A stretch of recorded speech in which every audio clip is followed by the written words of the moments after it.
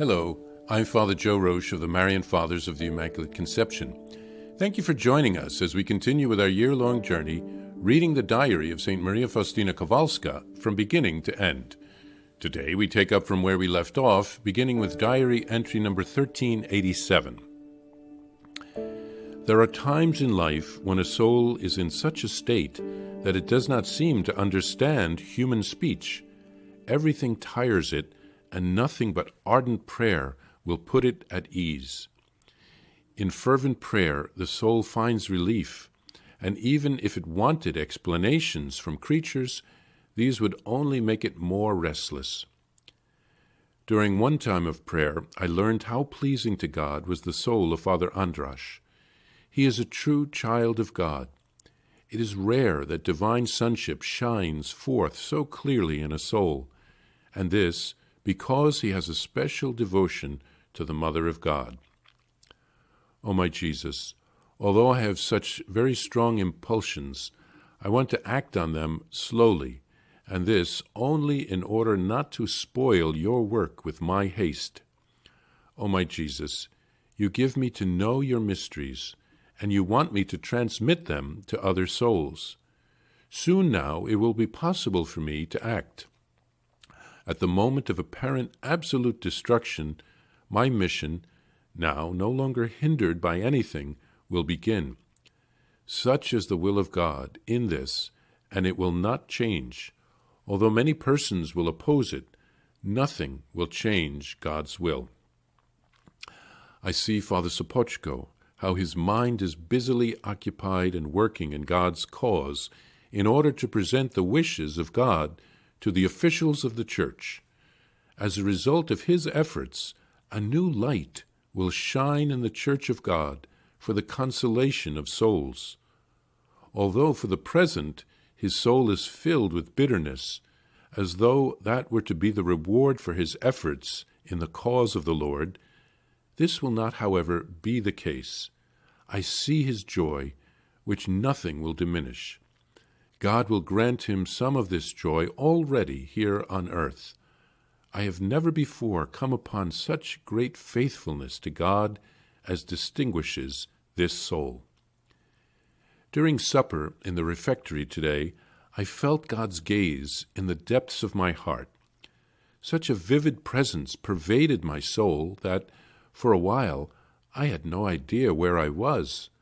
The sweet presence of God kept filling my soul, and at times I could not understand what the sisters were saying to me.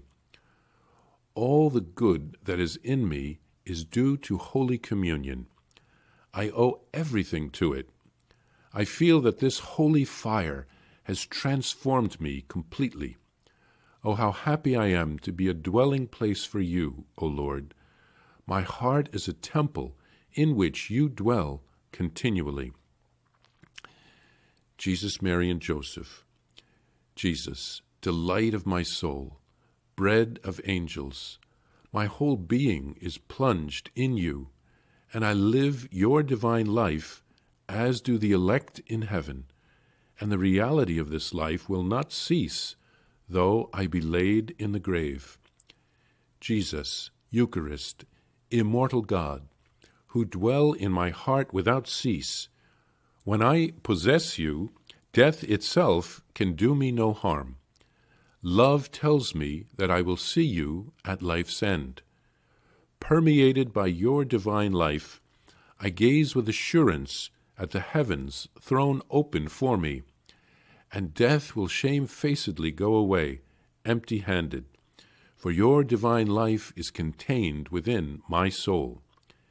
And although by your holy will, O Lord, death is to touch my body, I want this dissolution to come as quickly as possible, for through it I am entering eternal life. Jesus, Eucharist, life of my soul, you have raised me up to the eternal spheres, and this by your agony and death midst terrible tortures. Faustina here writes of being in a state of not being able to understand human speech. She is beginning to live the heavenly life already here on earth. she learned of the holiness of Father Andras, her Jesuit spiritual director in Krakow. And Faustina writes a prayer to Jesus asking the grace to temper her desires so as to act in harmony with God's will and to allow God's plan to unfold in His time. It seems that here the Lord is giving her insights into the unfolding of His plan even beyond her death. Faustina has a vision of Father Sopoćko fulfilling his mission. God gave her a great gift in these two holy spiritual directors. Then during dinner, St. Faustina felt the profound presence of God in her soul, and she was so taken up by His presence that she couldn't comprehend where she was or what the sisters were saying to her. She seems to have been in a kind of ecstasy. Then Faustina writes of owing everything to Holy Communion. This is how she has the presence of Jesus in her. She then writes a beautiful ode to Jesus in the Eucharist. She can begin to live the heavenly life here on earth because of Holy Communion. She doesn't fear death because Jesus is present in her. In fact, she longs for death so that she can be with Jesus forever. And then she thanks Jesus for all that He endured for her salvation.